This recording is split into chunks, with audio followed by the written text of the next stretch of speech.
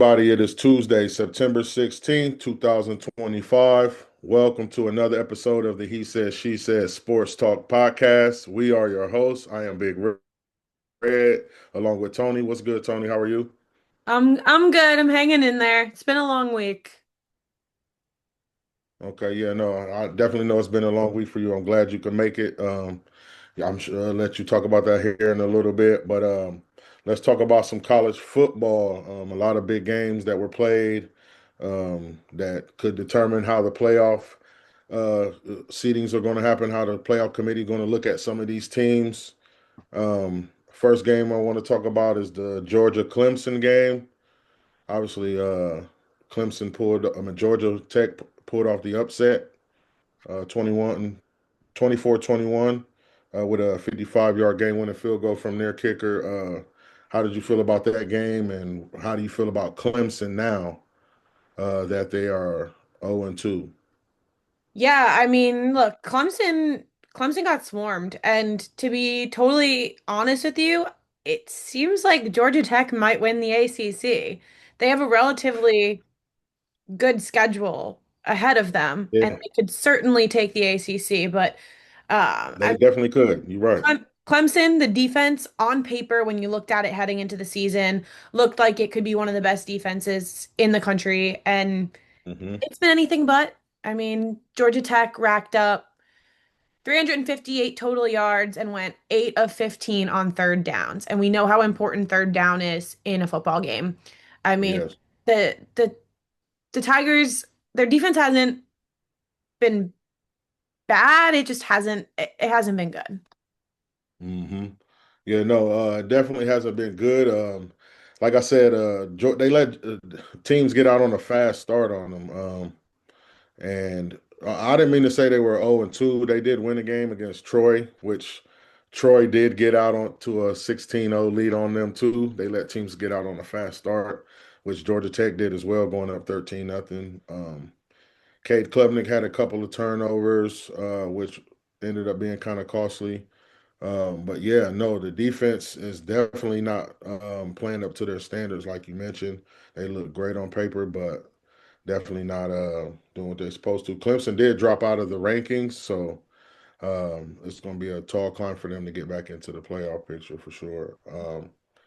Let's touch on another game from Saturday, last Saturday. Notre Dame, Texas A&M was a firecracker of a game. It was a lot of action, a lot of offensive plays, not a lot of defense, really. I mean, there were a few turnovers here and there, but Texas A&M ended up getting the win in a close win, 41-40.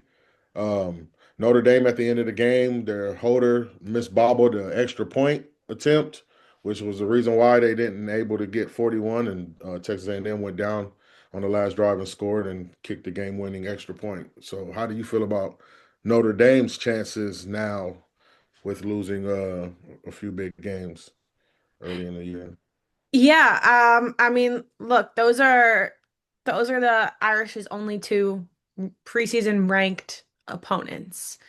Um, it looks like a long climb for Notre Dame to even possibly be considered for this college football playoff, but I mean, it's an absolutely outside chance. I would pretty much say they're out of it. They'd have to run the table and run the table big. Um, I mean, Yeah, and they have to correct a lot of the defensive issues that they seem to be facing. and now not having the conference championship is going to come into play for them as well. People kind of thought it was an advantage, but not having that is definitely going to be a disadvantage for them, being that they lost these games against these ranked teams for sure. Um, I do think their offense does have a little bit of firepower. It's just their defense doesn't on the front end. The back end is cool. Um, Moore played well out there. He had a pick out there. He played well, but yeah, the front seven has definitely got to get a lot better, in my opinion. Let's talk about the Georgia Tennessee game. Obviously, Georgia won that game, close game as well, 44-41. What was your take on that game? And how do you feel about Tennessee's chances after losing that game? I mean, look. first and foremost, I mean, the poor kid with the field goal. The older I get, the younger these players look, and the fear of God on that kicker's face as he walked out there, knowing that this was Tennessee's chance to beat Hmm. Georgia for the first time in a decade. Yeah. You could just see I knew that that kick was not going through from the second he walked out onto that field. Just And didn't have the confidence. yeah, he just did not have the confidence to do that. There was way too much pressure on him in that moment that he did not live up to. Tennessee cannot seem to find a way to beat Georgia. I don't necessarily think this is telling me that they have no chance in the SEC. I think this is telling me that they can't beat Georgia, which is Hmm. something that we've known to be a fact. So Yeah. it's not anything out of the ordinary. I still think Georgia's the better team, but Tennessee really can give them a run for their money, and they can beat them with this team Yeah. we have here. Um, so look, if anything, I'm feeling more confident about Tennessee Yeah. Based off how they played, based on yeah, how they played. definitely. So I know that seems weird to say, um, but They're I not out of it. feel more confident. I also think Georgia looked better than I had expected. Gunnar Stockton took a huge leap forward in this game. He made real strides in his passing game. He pushed the ball down the field Mhm. and he converted on some big time throws that we have not seen him do when it was Yeah, needed which was, most. people been waiting for, Georgia fans have been waiting to see So that too. it does seem like he came into his own. I Hmm. I had Tennessee in the upset. That obviously didn't happen, but I think both of these teams make a really strong case for the SEC title. We'll talk about another team that I think has a better chance at the SEC title, I'm sure. But two really, really strong contenders in the SEC. And I think SEC dominance is back. Okay. I got you. Okay, big statement from Tony right there. SEC dominance is back. But let's speak of another SEC matchup though that nobody expected to go this way. Vanderbilt beat South Carolina 31-7. Um, Lenore Sellers was a lot of people's Heisman guy to start off the year. South Carolina seemed to be looking promising to start off the year, obviously, but bad loss to Vandy. How did you feel about that game? And what do you think about Vandy's chances? Because their quarterback, Diego Pavier's, he had a lot of stuff he was talking about in the offseason and all that. He seems to be backing it up so far.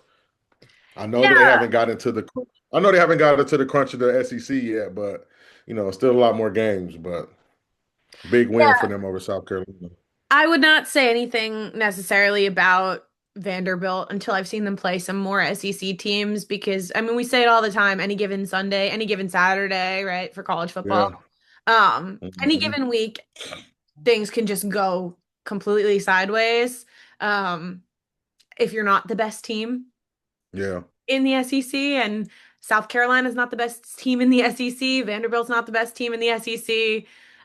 So things can certainly go sideways. I was very shocked to see it go that sideways.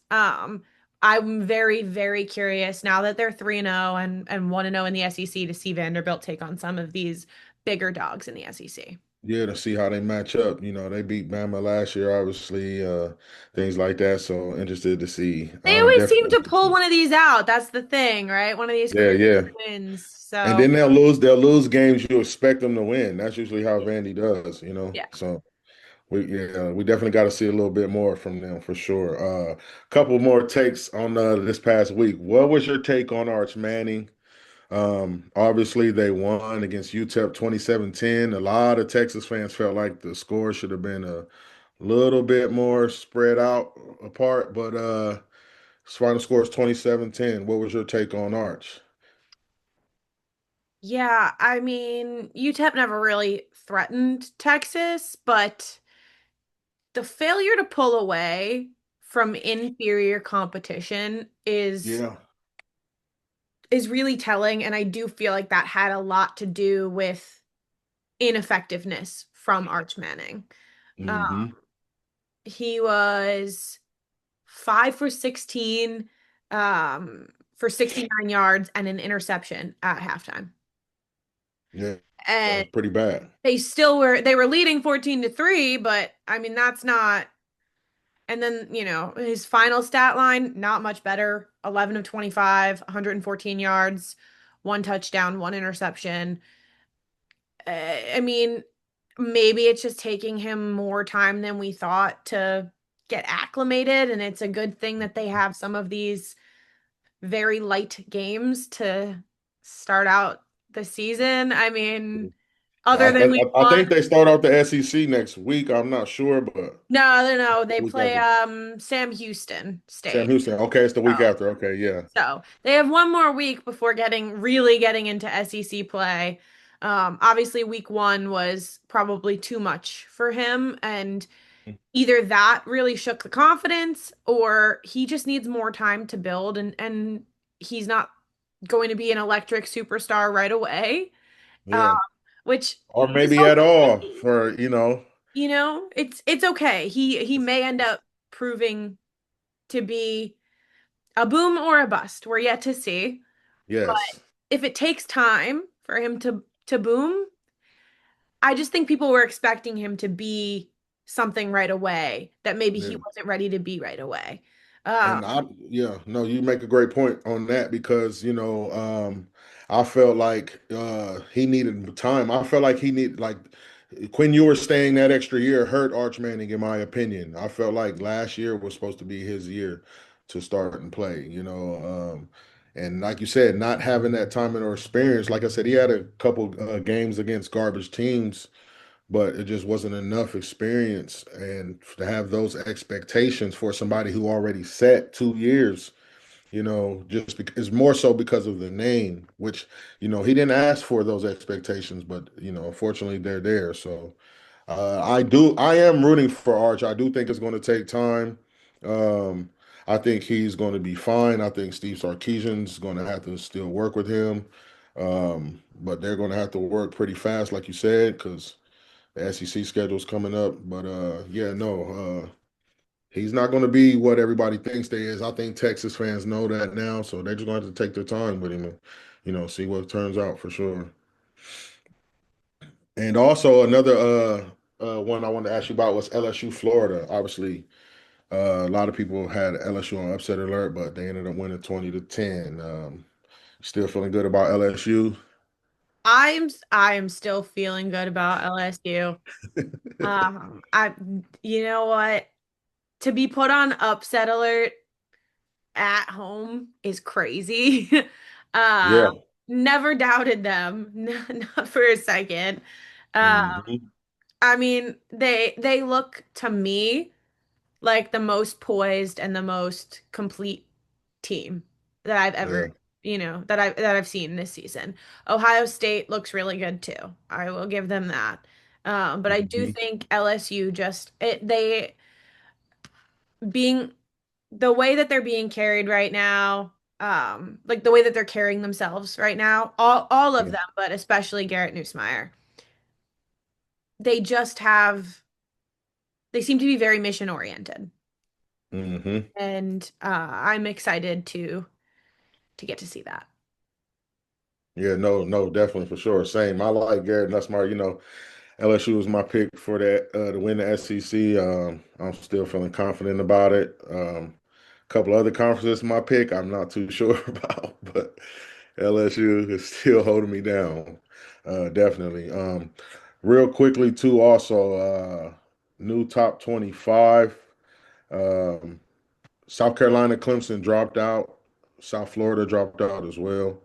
But just a quick view of the top 10. You got the Buckeyes 1, Penn State 2, LSU 3, Miami 4, Georgia 5, Oregon 6, Florida State 7, Texas 8, Indiana 9, and Texas A&M up to 10, with Oklahoma at 11, and a couple of notables, Bama 14, And yeah, so that seems pretty good to you. Florida State jumped up there pretty high.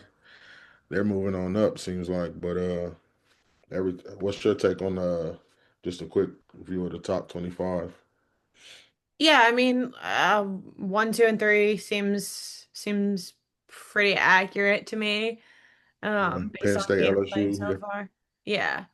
Um, Miami, Carson Beck. What you think of them? Think Beck he's like a dark horse for the Heisman now too. So well, the Heisman, I guess, is more wide open than anybody thought because everybody had Arch Manning sitting there. yeah, Um, yeah, I mean, it'll come down to a couple of different things, but you got a sleeper right now for the Heisman?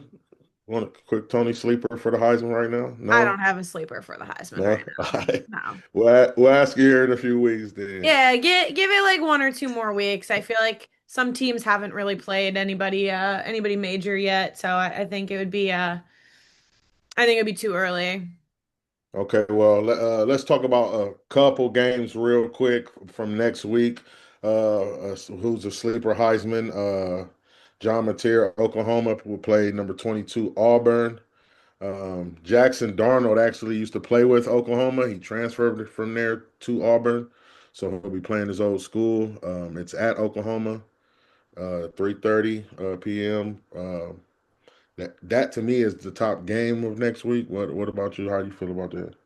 Yeah, I mean that's definitely the one that I'm most interested to watch. Like you said, John Mateer, definitely on the list of Heisman potential candidates.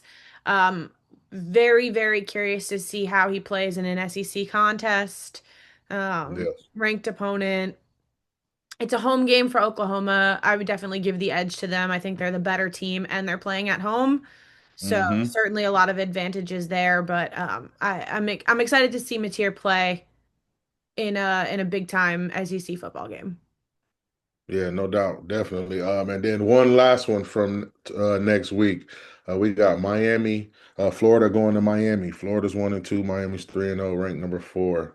Mhm. Do you think Florida can pull this off and kind of save their season?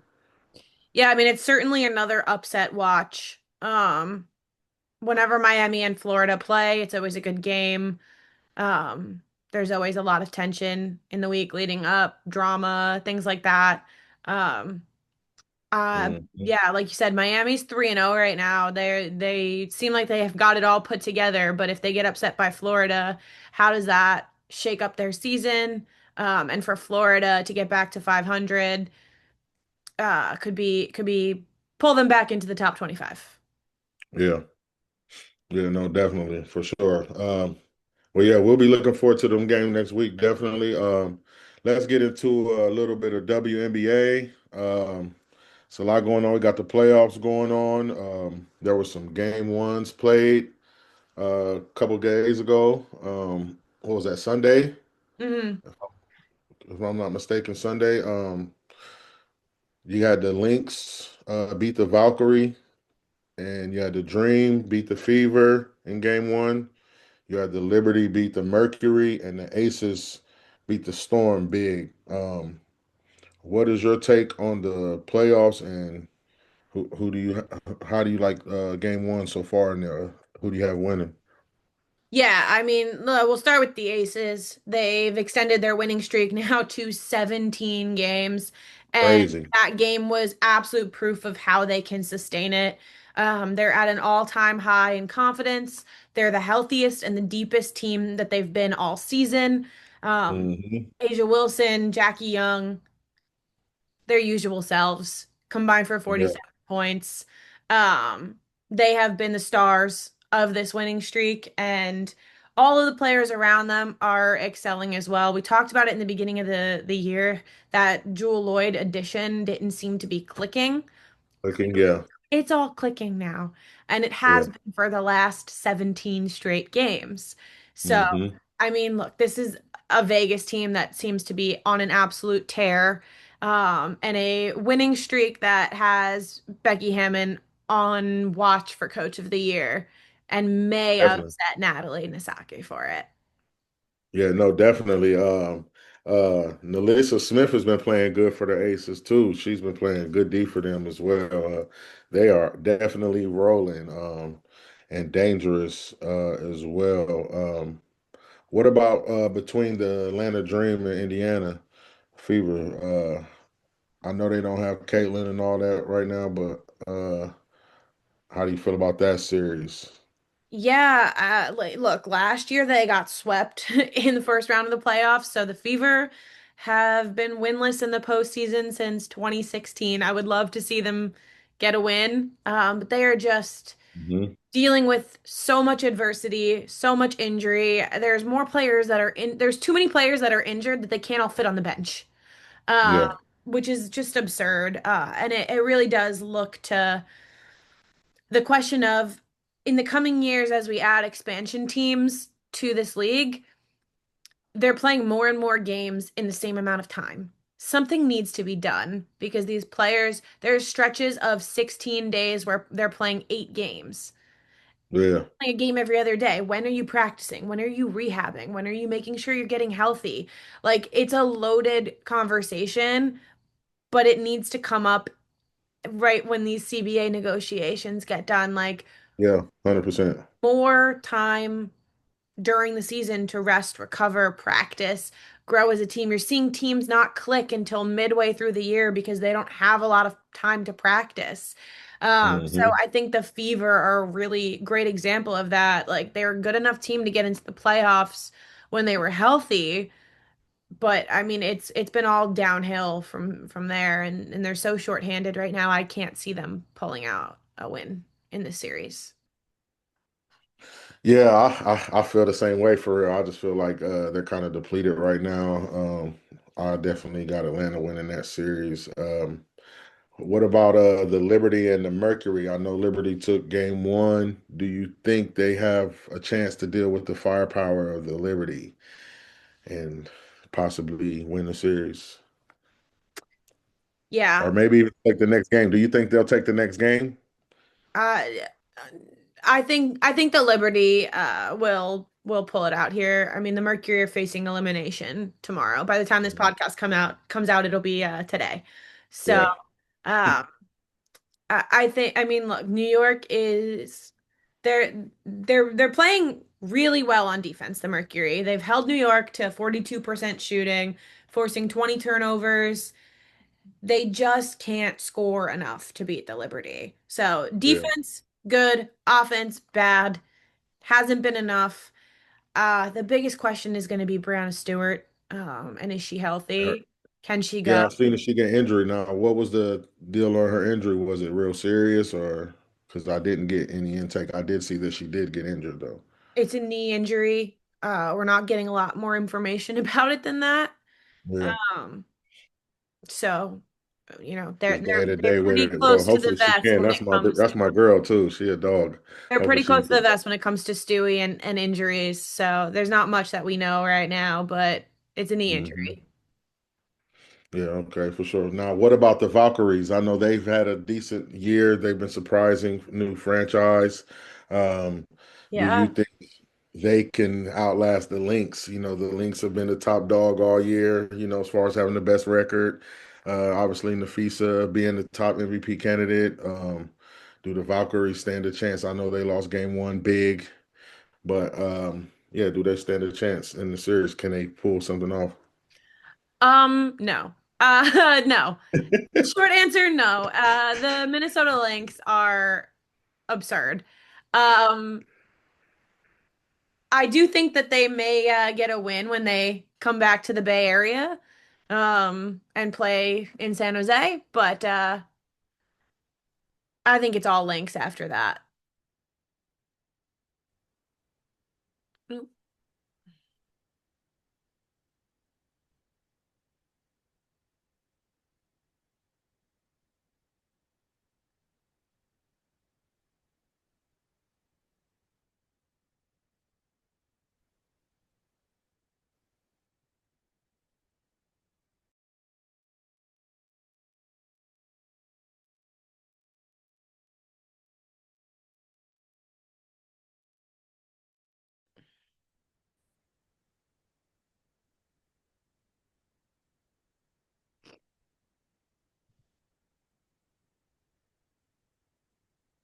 Yeah, it started lagging big time. Yeah, I got that.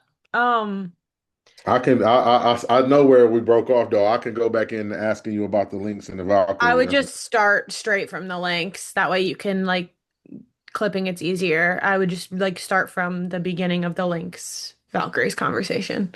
yeah.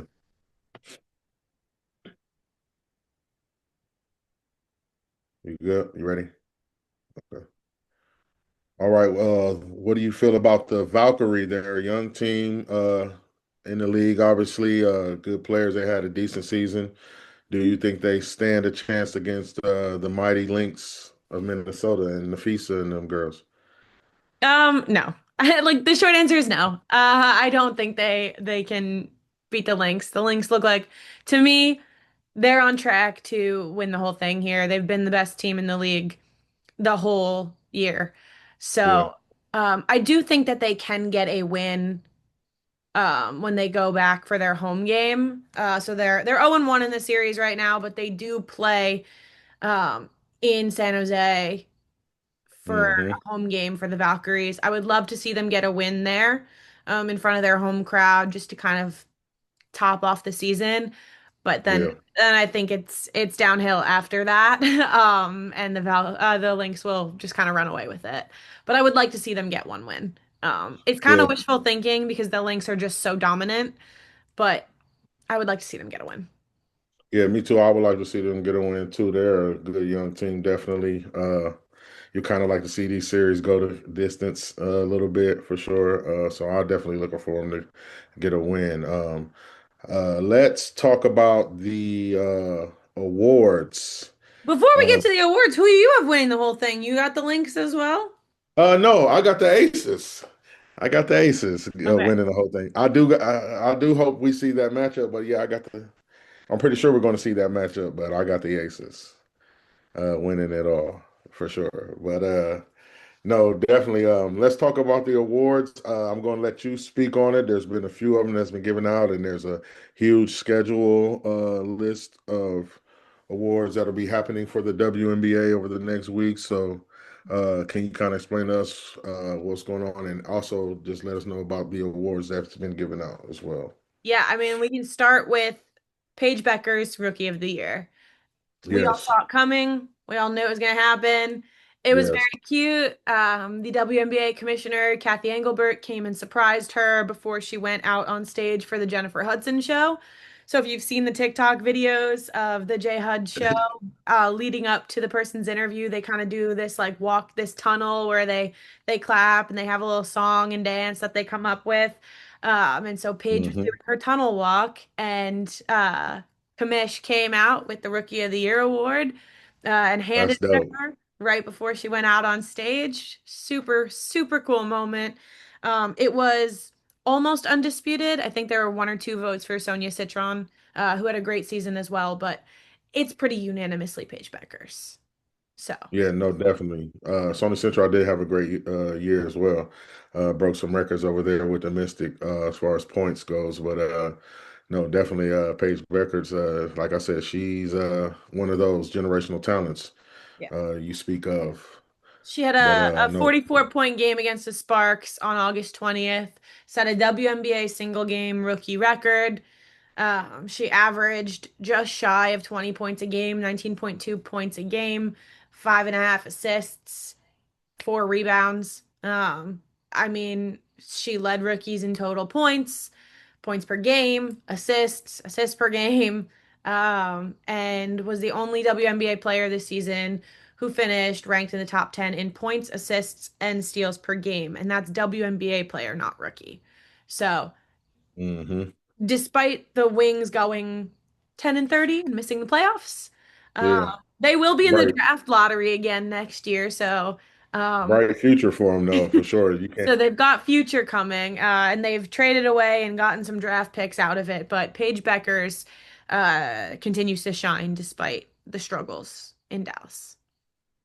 definitely shout out to her for sure again. Okay, Paige Beckers.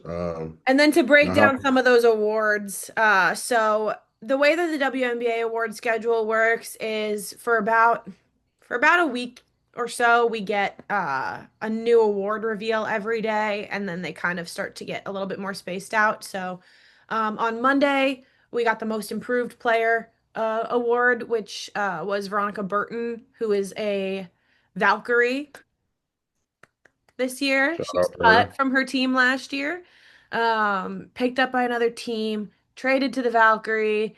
Um, she's had quite the road, but an impressive year from her and the Valkyries. So, congratulations to her. Today, Yes, definitely. Tuesday, Congrats to September her. 16th, Rookie of the Year. Obviously, we just talked about it, Paige Beckers.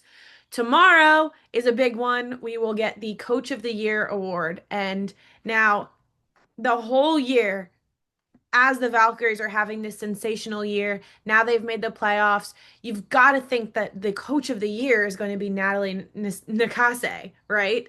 The head coach for the Valkyrie. Yeah. However, the Aces have won 17 straight.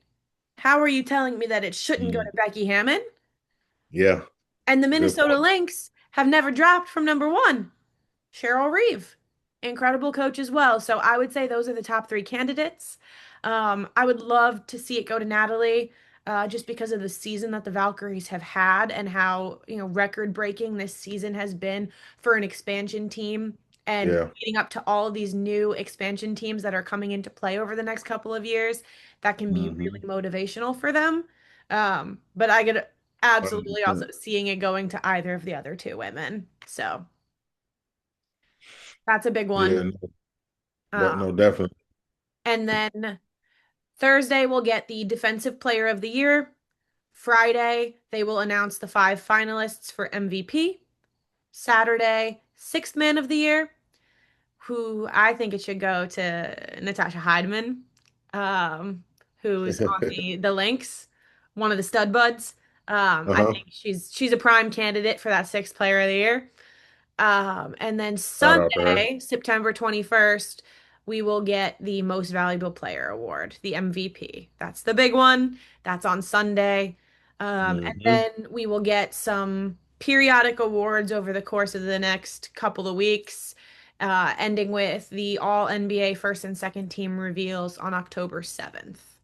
So, All right. Now that's a now I kind of me personally, I kind of like how they do the awards because it kind of gives everybody their own shine, and it's not like all during one show and just spit out real quickly like the NBA does, So I kind of like how they do that, and it kind of makes things, gives people more shine on their awards and like they have their day.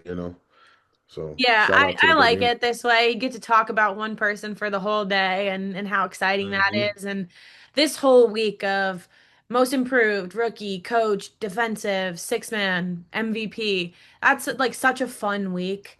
And you're filled every day with content. And then we Hmm. get like we'll get the Sportsmanship Award, the Executive of the Year, the All Rookie Team, All Defensive, all WNBA. Those all come up in the next couple of weeks until we get to the first week of October. So a lot of fun. I really like the way that they do it. Yeah, no, I definitely like the way they do it too. Shout out to the WNBA, growing league. Obviously, it's going to be more new things to come. Uh, Shout out to them definitely.